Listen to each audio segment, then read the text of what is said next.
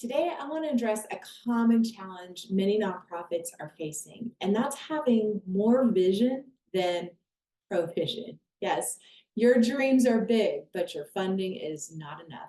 Let's explore some ideas today on how to increase your revenue. I'm Teresa Clark, and I'm a CPA with over 25 years of dedicated service to 501c3 nonprofits.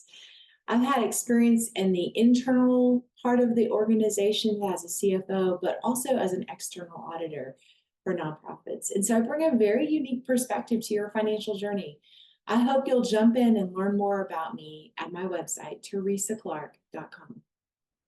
So it's a situation that many nonprofits find themselves in. They have an inspiring vision, a compelling mission, but the resources keep you from realizing all that you have in your heart to do. So what can you do about it? Today, I want to share a couple of strategies to increase and diversify your revenue so that you're sure not to rely on a single source, which is risky business, right? First one is grants. So depending on the type of nonprofit you have will really make this one a likely resource or not. I have found that grant applications can be a source of abundant revenue that is really sustainable and repeating, but I've also found it to be some nonprofits just don't have a pool, a lake to fish in for grants. So definitely take some time and do some research, start to figure out what's available to you. And if you're not applying for grants, give it a shot. It's a day to day to try to start to apply. I actually helped a nonprofit complete a grant application today for trees. So traditionally, this nonprofit is not able to get resources, but they happen to be in a situation where they need to plant some trees on a campus they have and found there were many opportunities. So don't give up, try again. The second one I want to share with you is earned income, or creating places where you maybe sell a product or you offer a service, and do something that is income generating.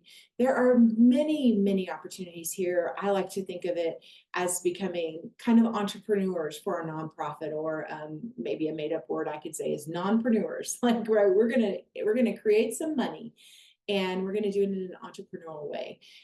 There may be some perfect opportunities for your nonprofit. And as a little side note, you might have some tax and some reporting issues to be aware of, but I don't think that that should keep you from exploring very good ideas that might generate income to make things possible in your nonprofit.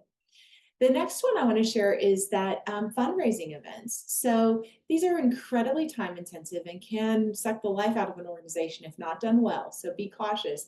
But you also want to know maybe there's an opportunity to do an event that actually aligns with your mission in such a way that it makes them highly profitable and highly experiential for your donors and your community, which leads to the last point we're going to talk about here in a minute. First, I want to share a story. I saw a nonprofit do a fundraising event recently where they limited it to a certain number of participants. And the experience was that these participants that came to their fundraising events would get an opportunity to see the types of things that this nonprofit is doing to serve the victims and the population that they're called to serve. I mean, so what a phenomenal moment, right? So they came, it was fun, they experienced activities. They also got to think about and put themselves in the mind of the people that that nonprofit is serving in a way that caused their generosity to open up to new levels. So it was a very brilliant fundraising event, and I wanted to share that with you. Which leads to the last item, which is individual donations. Now, I am speaking primarily with a mindset towards 501c3 nonprofits. And I'm speaking from a perspective that really recognizes that those missions tend to be something that people believe in, that the community wants to support. And so if you don't have a thriving emphasis on cultivating donor relationships and individual donations, I want to invite you today to get more curious and more intentional about that. This is really where you respond to the fact that people give. And when they give, you continue to cultivate the relationship with those donors. You give them stories of what's going on. You give them updates of things that are coming up. You just create a place where you're able to lean in and learn more about why they care about your nonprofit and made that gift to begin with. And then that can bridge into a relationship that takes a giving from being sort of a transaction of a maybe a a golf tournament. It's kind of transactional. They get an experience for that. But moves them into a place where you invite them to be transformational in their giving.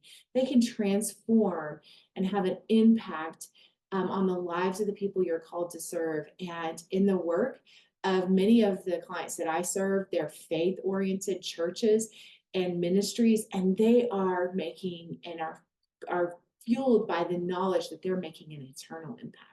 And so that opportunity for those donors becomes even more than just today and just on the earth, but a thoughtfulness towards kingdom work and kingdom impact. All right. Well, I hope that these ideas have been helpful for you today. If your nonprofit is struggling with having more vision than you have provision, don't lose hope. These ideas today are meant to help you, but if you need personalized guidance or maybe some further resources, you can visit my website at teresaclark.com. And I'd love to work with you and help turn your vision into reality. See you next time.